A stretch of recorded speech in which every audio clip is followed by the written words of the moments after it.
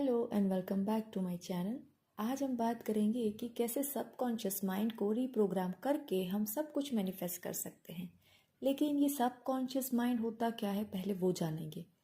Subconscious mind वो होता है जो हम अंदर अंदर बात करते रहते हैं।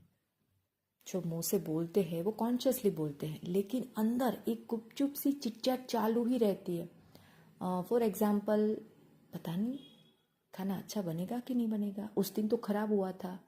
एक एग्जाम्पल जब हमारे साथ बैठ जाता है वो हमारे अवचेतन मन मतलब सबकॉन्शियस माइंड में बैठ जाता है। वो डर, वो फियर जो हमारा अर्ध जागृत मन है वो पकड़ लेता है। और जब दूसरी बार हम कुछ वही सेम चीज़ बनाने की कोशिश करते हैं, कोई नई चीज़ करने की कोशिश करते हैं, तो जो वो पीछे पास्ट में जब कोई बुरी चीज़ हुई थी उसको हम रिक्रिएट करने की कोशिश करते हैं अपने माइंड के द्वारा। तो उसको हम कहते हैं सबकॉन्शियस माइंड की पैटर्न। तो पैटर्न बुरी और अच्छी दोनों होती है। तो जो लॉ ऑफ अट्रैक्शन में नए आए हैं उनको अपनी पैटर्न चेंज करने में एटलीस्ट 21 दिन लगते हैं। खुद को अपलिफ्ट करने में, अपने आप को मोटिवेट करने में, पॉजिटिव सोचने में, सबकॉन्शियस माइंड को रीप्रोग्राम करने में एटलीस्ट 21 डेज का चैलेंज खुद के साथ लेना चाहिए। ये सबकॉन्शियस माइंड हमारी सारी बातें सुनता है।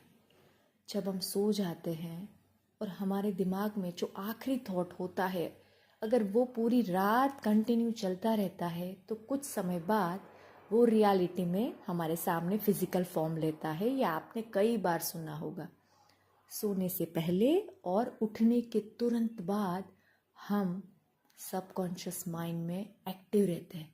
जो भी सोचते हैं, जो भी मांगते हैं, वो फिजिकली हमारे सामने कुछ समय बाद हो जाता है। लेकिन अगर हमारे अंदर कहीं डर है, फियर है, जैसे कोई हमें जज नहीं करेगा, कोई गिल्ट है, कोई शेम है, कोई पुरानी पैटर्न पकड़ के रखी है, तो इन सब में आपको टाइम लगेगा।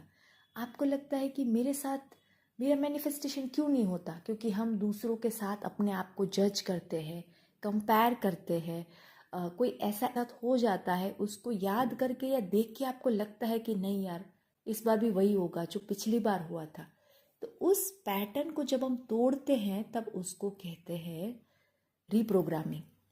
चेंज करना, जो पुरानी पैटर्न होती है, सोचने का तरीका होता है, उसको हमें चेंज करना होता है। उसी को कहते हैं सबकॉन्शियस माइंड की रीप्रोग्रामिंग। तो जब आपको समझ आ जाता है कि लॉ ऑफ अट्रैक्शन कैसे काम करता है, तब आपको अपने साथ सेल्फ टॉक जो करते हैं उसके ऊपर आपको बहुत फोकस करना है। आपको ध्यान से अपने वर्ड्स यूज़ करने हैं, ताकि जो हम बोलेंगे, जो हम बिहेव करेंगे, वही कहीं ना कहीं हमारे सबकॉन्शियस माइंड में जाता है और वैसा ही बिहेवियर, वैसे ही पैटर्न, वैसा ही हम एक्ट करने लगते हैं। तो हमेशा हमें ध्यान रखना है कि हम अच्छा बोले, अच्छा सोचे, अच्छा बिहेव करें, क्योंकि कहीं ना कहीं हमारे थॉट ही एक्शन का रूप लेंगे।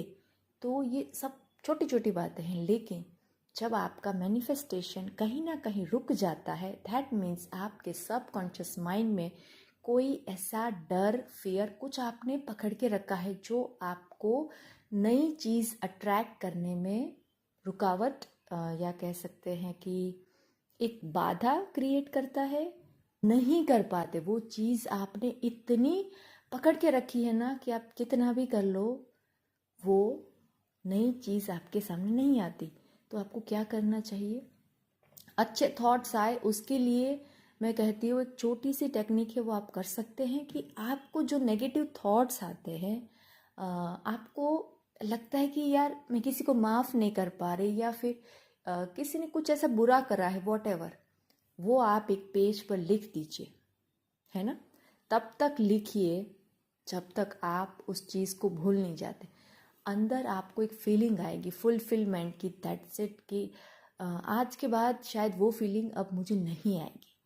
कि जितना लिखेंगे ना, बाहर निकालेंगे, कहीं ना कहीं तो निकालना पड़ेगा ना, तब तक कोई नई चीज़ अंदर एंटर नहीं करेंगी।